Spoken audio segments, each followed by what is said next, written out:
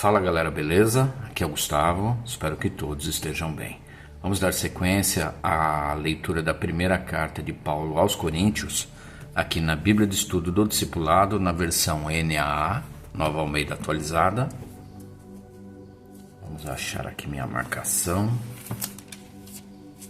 Então hoje, capítulo 2 e capítulo 3, que é curtinho, tá? E aí a gente tem um estudo aqui no meio com relação a casamento, ouvindo o coração de Deus. Então vamos lá. Capítulo 2, a mensagem a respeito do Cristo crucificado. Irmãos, quando estive com vocês, anunciando-lhes o ministério de Deus, não o fiz com ostentação de linguagem ou de sabedoria, porque decidi nada saber entre vocês, a não ser Jesus Cristo e este crucificado. E foi em fraqueza, temor e grande tremor que eu estive entre vocês. A minha palavra e a minha pregação não consistiram em linguagem persuasiva de sabedoria, mas em demonstração do Espírito e de poder, para que a fé que vocês têm não se apoiasse em sabedoria humana, mas no poder de Deus. A sabedoria de Deus. No entanto, transmitimos sabedoria entre os que são maduros, não, porém, a sabedoria deste mundo, nem a dos poderosos desta época, que são reduzidos a nada. Pelo contrário, transmitimos a sabedoria de Deus em mistério, a sabedoria que estava oculta e que Deus predeterminou desde a eternidade para a nossa glória. Nenhum dos poderosos deste mundo conheceu essa sabedoria, porque se a tivessem conhecido, jamais teriam crucificado o Senhor da glória. Mas, como está escrito, nem olhos viram, nem ouvidos ouviram, nem jamais penetrou em coração humano o que Deus tem preparado para aqueles que o amam. Deus, porém, revelou isso a nós por meio do Espírito, porque o Espírito sonda todas as coisas, até mesmo as profundezas de Deus. Pois quem conhece as coisas do ser humano, a não ser o próprio espírito humano que nele está? Assim, ninguém conhece as coisas de Deus, a não ser o Espírito de Deus. E nós não temos recebido o Espírito do mundo, e sim o Espírito que vem de Deus, para que conheçamos o que por Deus nos foi dado gratuitamente. Disto também falamos, não em palavras ensinadas pela sabedoria humana, mas ensinadas pelo Espírito, conferindo coisas espirituais com espirituais. Ora, a pessoa natural não aceita as coisas do Espírito de Deus porque lhes são loucura, e ela não pode entendê-las porque elas se discernem espiritualmente. Porém, a pessoa espiritual julga todas as coisas, mas ela não é julgada por ninguém. Pois quem conheceu a mente do Senhor para que o possa instruir? Nós, porém, temos a mente de Cristo. Capítulo 3. Cooperadores de Deus.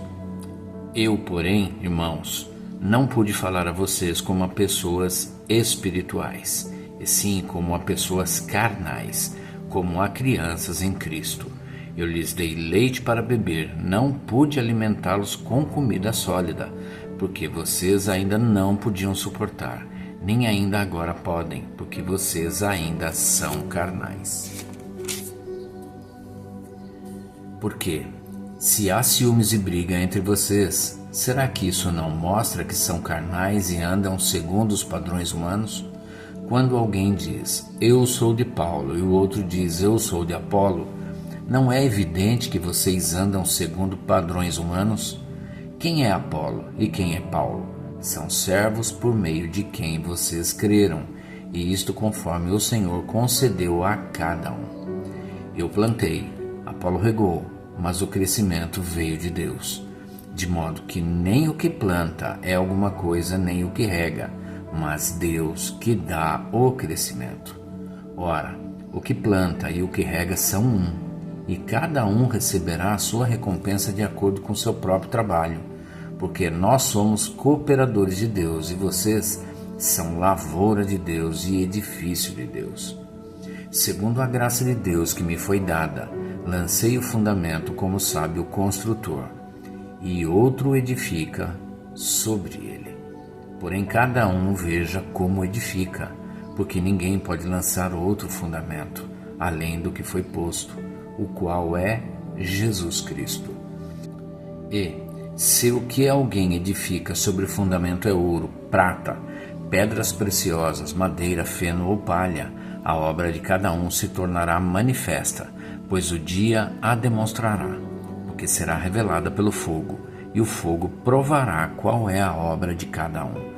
Se aquilo que alguém edificou sobre o fundamento permanecer, esse receberá recompensa. Se a obra de alguém se queimar, esse sofrerá dano. Porém, ele mesmo será salvo, mas como que através do fogo.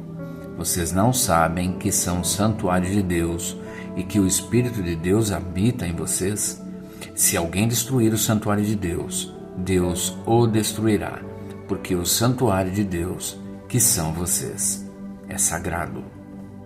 A sabedoria humana sem valor. Que ninguém engane a si mesmo.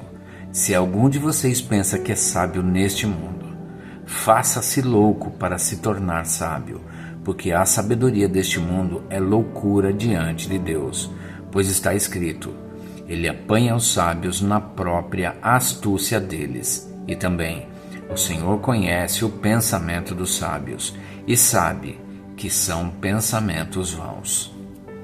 Portanto, ninguém se glorie nos homens, porque tudo é de vocês. Seja Paulo, seja Apolo, seja Cefas, seja o mundo, seja a vida, seja a morte, sejam as coisas presentes, sejam as futuras, tudo é de vocês, e vocês são de Cristo, e Cristo é de Deus. Vamos lá para a nota de estudo com relação a casamento. Atenção ao ouvir, ouvindo o coração de Deus. 1 Coríntios 2, 9 a 16, aí Romanos 8, 18 a 39, aí tem um módulo aqui que é de estudo desta Bíblia. 1. Qual foi uma ocasião onde você sentiu que ouviu o coração de Deus? 2. De acordo com Paulo em 1 Coríntios, o que pode nos impedir de ouvir o coração de Deus? 3. Em Romanos 8, 18 a 27, quais coisas ajudam e quais impedem ouvir o coração de Deus? 4. O que o resto do capítulo acrescenta quanto a entender o coração de Deus? 5. Como você poderia ouvir melhor o coração de Deus esta semana? Aí tem os estudos opcionais desta Bíblia. Ouvindo o coração de Deus. Quando enfrentamos circunstâncias adversas, o que enxergamos e ouvimos? Inconscientemente, sem perceber, nosso coração pode nos apegar a Deus ou nos afastar dele. O primeiro salto em entendimento vem ao olhar além das circunstâncias para discernir os propósitos de Deus, conforme Romanos 8, 28 e 29 e Tiago 1, de 2 a 5. Isso pode mudar nossa perspectiva profundamente. Um segundo salto é quando olhamos além de seus propósitos para seu coração. A convicção de que Deus está a nosso favor e realmente nos ama muda nossa perspectiva inteira, conforme Romanos 8, 31 a 39. Toda emoção humana pode nos aproximar de Deus ou nos afastar dele. Ira, medo, ciúmes, dúvida, tristeza. Paulo explica isso com alguns detalhes quando fala de tristeza, distinguindo entre tristeza segundo Deus e segundo o mundo, conforme meditação em 2 Coríntios 7, de 8 a 11. Toda emoção pode ser segundo Deus ou segundo o mundo. O teste é simples: ou nos aproximamos de Deus e de outras pessoas, ou nos afastamos. A separação é uma expressão de morte. A aproximação é uma expressão de vida. Finalmente, quando não conseguimos ouvir nada de Deus, podemos descansar em saber que Ele fala para nós como falou para Jesus. Este é o meu Filho amado, em quem me comprazo, conforme Mateus 3,17. Até o filho pródigo descobriu isso conforme meditação em Lucas 15, 17 e 24. E é isso, gente. Aqui é o estudo anterior e o próximo estudo, que é dessa Bíblia, né? E é isso aí. Chegamos ao final do capítulo 3. Amanhã a gente vem para a sequência. Espero que todos tenham uma excelente tarde e que Deus abençoe a vida de cada um de vocês.